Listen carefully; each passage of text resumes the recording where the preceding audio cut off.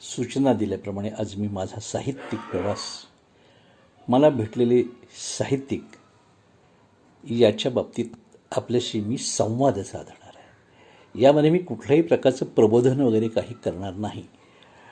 पण हे साहित्याचा बीजांकुर माझ्यामध्ये रुजला कसा आणि त्याच्या अनुषंगाने मला जे साहित्यिक भेटले त्यातल्या काही साहित्यिकांचा उल्लेख मी आज या ठिकाणी करणार आहे, कारण वेळेची मर्यादा आहे. मुळामध्ये काय आहे की साहित्य हे वैश्विक आहे. सर्व भाषांमध्ये साहित्य उपलब्ध आहे. आपली मराठी भाषा आहे, मातृभाषा आहे आणि त्याच्याबद्दल आपल्याला प्रेम असणं साहजिक आहे. मातृदेवो भव तर मातृभाषा देवो भव असंही म्हणायला पाहिजे. सहवासाने माणसं घडतात आणि सहवास उत्तम पाहिजे. आता मी म्हणलं की साहित्य हा संस्कार आहे. तर साहित्याचा संस्कार होण्यासाठी आपल्याला तसं वातावरण लागतं. आणि योगायोगाने काय झालं की माझं मातुल घराणं आणि माझं पितृ घराणं दोन्हीही अगदी सुशिक्षित होतं, संस्कारित होतं, धार्मिक होतं. माझी आई 1942ची SSC होती आणि तिला मराठी, हिंदी, संस्कृत आणि इंग्लिश ह्या 4 भाषा येत होत्या. वातावरण घरात अत्यंत सुंदर होतं. वडीलही धार्मिक होते. त्यांनीही काय केलं होतं की ते दशग्रंथी ब्राह्मणाच्या परंपरे घरामध्ये ते जन्माला आल्या कारणानं त्यांनीही त्यांच्या बालवयामध्ये वेदाभ्यास केलेला होता. पुढे काही दुर्दैवाने परिस्थितीमध्ये बराच बदल झाला, म्हणजे अत्यंत गरिबी आली आणि त्यामुळे मग काय झालं की त्यांनी बुक बाइंडिंग आणि प्रिंटिंगचा व्यवसाय सुरू केला. माझ्या वडिलांनी आणि माझ्या चुलत्यांनी 1932 साली सुरू केलं. आणि त्यामुळे काय झालं की या 1932 सालापासून त्यांच्या व्यवसायामध्ये त्यांनी जे काही काम केलं त्या काम केलेल्यामध्ये त्यांनी काही पुस्तकंही छापली आणि त्याच्या निमित्ताने त्यांच्या सहवास अनेक साहित्यिक आले. घरी धार्मिक परंपरा असल्या कारणानं चातुर्मासामध्ये पेठेमध्ये बरीच मंदिरं होती आणि घरचं वातावरणच अत्यंत धार्मिक असल्या कारणानं पूजा पाठ अभिषेक वगैरे वगैरे सगळं होत होतं. आणि त्या चातुर्मासाच्या कालावधीमध्ये अत्यंत चांगले चांगले लोक म्हणजे महामहोपाध्याय, वेदमूर्ती नावं जर सांगायची तर की गजानन महाराजांची जी आता पोथी आहे त्या पोथीला ज्या व्यक्तीने म्हणजे वेदशास्त्र संपन्न भाऊशास्त्री वझे यांनी प्रस्तावना दिली आहे. तर अशी व्यक्ती आमच्याकडे 4-4 महिने 6-6 महिने घरी मुक्कामाला असे. त्याचप्रमाणे इंदोरचे भालचंद्र शास्त्री भारती, सांगलीचे ईश्वर शास्त्री, नंतर पुन्हा सातारचे म्हणजे यज्ञेश्वर केळकर शास्त्री, दीक्षित शास्त्री अकोल्याचे, अशी अत्यंत नामवंत माणसं, वंदनीय माणसं आमच्या घरी मुक्कामला. निजांबर कुटुंबा, गोविंद स्वामी अफळे, काय होतं वाडा होता आणि त्या वाड्यामध्ये आमच्याकडे काय आम्ही खाली राहत होतो ना, वरच्या आमच्या रूममध्ये आम्हाला मुलांना वगैरे खेळण्यासाठी वगैरे पाहुण्यांसाठी वगैरे सगळे होतं. त्यामुळे त्या रूम्समध्ये त्या वरच्या आमच्या जागेमध्ये हे सगळे मुक्काम करत असत आणि खूप सुंदर वातावरण, अत्यंत संस्कारित वातावरण होतं. आणि या लोकांच्या सहवासामध्ये माझं बालपण गेलं. दुसरी एक गोष्ट घडली की 1963 साली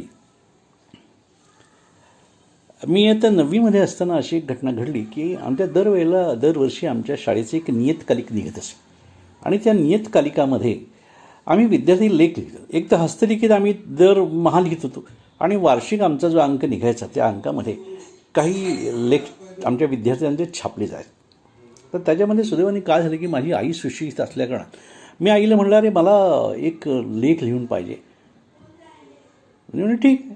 ते म्हणले समोर ते स्वामी विवेकानंदचं पुस्तक जे पडलेलं आहे ना, ते विवेक आणि साधना, ते मी वाचल्यानंतर काय मला काय डोक्यात काही येणार नाही. विवेक आणि साधना हा विषय एवढा मोठा, आणि मी काय लिहिणार काय त्याच्यात. मग ते आईने काय केलं, मला ते डिक्टेट केलं.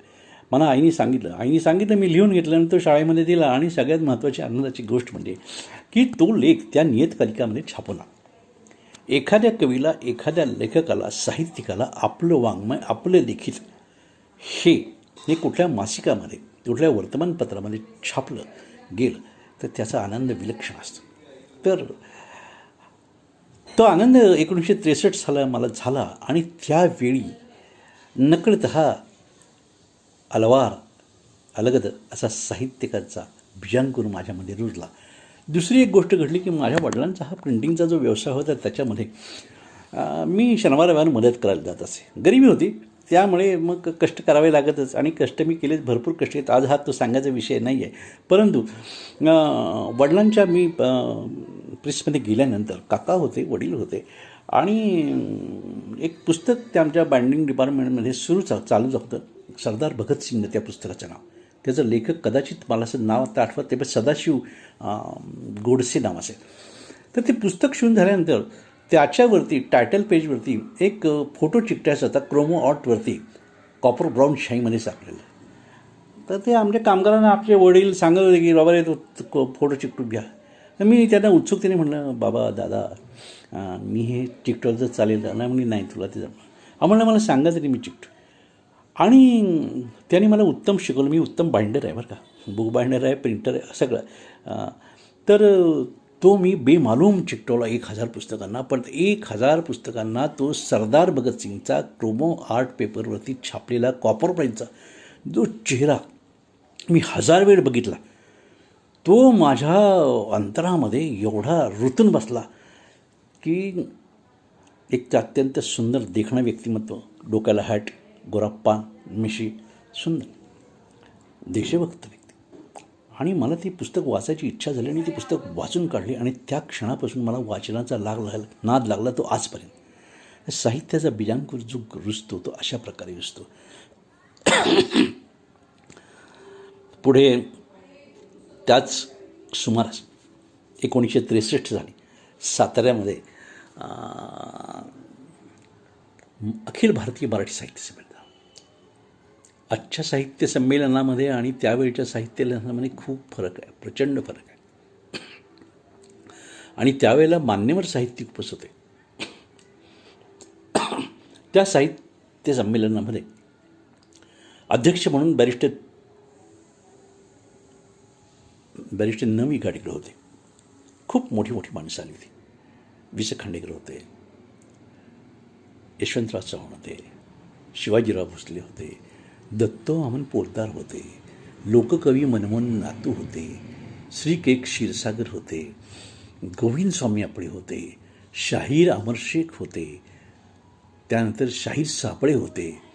किती नावं तुम्हाला सांग. आणि बघा संस्कार कसे होत जातात. तर त्यावेळेला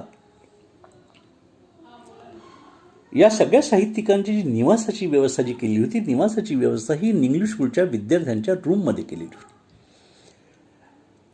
त्यावेळी त्या सगळ्या विद्यार्थ्यांच्या रूम स्वच्छ वगैरे करून त्यात आजचे काही बाकडे वगैरे होती, ती बाकडे मी प्रेक्षागृहात टाकली होती. आणि त्या प्रेक्षागृहात टाकल्यानंतर त्या रूममध्ये एक साधारण 4 दिवस माणसाला राहण्यासाठी म्हणजे एक कॉट, गादी, टेबल, खुर्ची, तांब्या भांडा अशा प्रकारची व्यवस्था शाळेने केलेली होती. आणि या सगळ्या आलेल्या साहित्यिकांच्या दिमतीसाठी म्हणून शाळेतले जे विद्यार्थी होते त्या विद्यार्थ्यांची निवड केली होती. एक भाग्ययोग माझा असा आहे, म्हणजे कसं असतं का, ही दैवी कृपा आहे. हे इतकं सहज सोपं नाही आहे. आपल्यावरती संस्कार नकळत घडत जातात. तर त्यावेळेला मला माहिती पण नाही ना.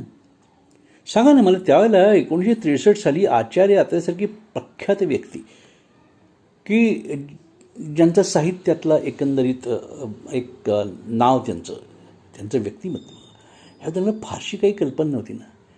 आणि त्या व्यक्तीच्या रूमवरती म्हणजे आचार्य आत्र्यांच्या रूमवरती व्हॉलंटिअर म्हणून, स्वयंसेवक म्हणून मला काम करायचं मिळालं. आणि मी मित्र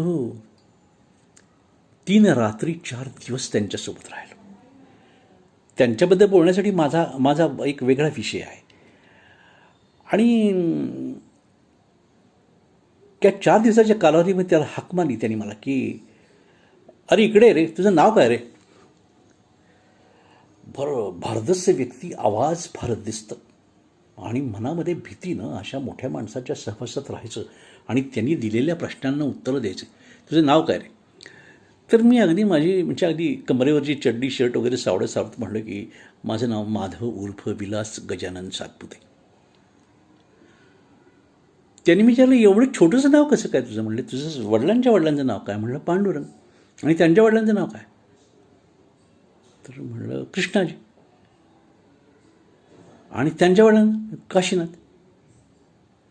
अरे म्हणलं मग तुझ्या त्या क्लास टीचरना म्हणा माझ्या मास्टरमध्ये माझं नाव माधव उर्फ विलास गजानन पांडुरंग कृष्णाजी काशीनाथ सातपुते असं लिहायला सांग. मला कळलं नाही त्याचा अर्थ. आणि ते हसले थोडेसे. अरे ते म्हणले बेटा एवढ्या मोठ्या नावाची काय गरज आहे लांबलचक? आपलं नाव कसं? माझं नाव काय माहिती का तुला? म्हणलं आचार्य प्रल्हाद केशव अत्रे. पण मला म्हणतात काय? आता मला काही सांगता आलं नाही. अरे म्हणलं प्रके म्हणतात मला, आचार्य म्हणतात, पिके म्हणतात. तर तुझं नाव असं शॉर्ट ठेवू ना आपण. म्हणले काय बिघडते? मागसा ठेवू का? मागसा. मागसा नाही ना, बरं वाटत नाही मागसा. असं वेगळं वाटतं मागसा. मग मासा ते पण नाही बरं वाटत. विगसा. अरे विगसा म्हणजे छान नाव आहे. आपण विगसा, मी तुला आजपासून विगसा म्हणे. बघा 1963 साली आचार्य अत्रेंनी माझं बारसं केलं विगसा नावाचं. आणि आजपर्यंत ते विगसा नाव साहित्य क्षेत्रात मला ओळखतात. हा एक भाग्योग आहे. ही एक गोष्ट झाली. त्यानंतर झालं काय की मी माझ्या घरी लोककवी मनमोहन नातू उतरले होते. त्यांनाही मी विचारलं की त्यांनी मला एक सही दिली आणि सहीच्याबरोबर एक 4 ओळी लिहून दिल्या होत्या की रे उसे असावे गरुड पिसांचे पिसे असावे ज्ञानेशाचे बुडबुड घागर बुडून जावी आणि तीरावर छाटी दिसावी. उसे असावे गरुड पिसांचे पिसे असावे ज्ञानेशाचे बुडबुड घागर बुडून जावी आणि तीरावर छाटी दिसावी. मित्र हो, त्या 4 ओळींचा अर्थ समजायला मला वयाची 50 वर्ष लागली. ठीक आहे, इथून पुढे नंतर मी बोलेन. आज ही ट्रायल म्हणून पाठ आली आहे. ओके, धन्यवाद, नमस्कार.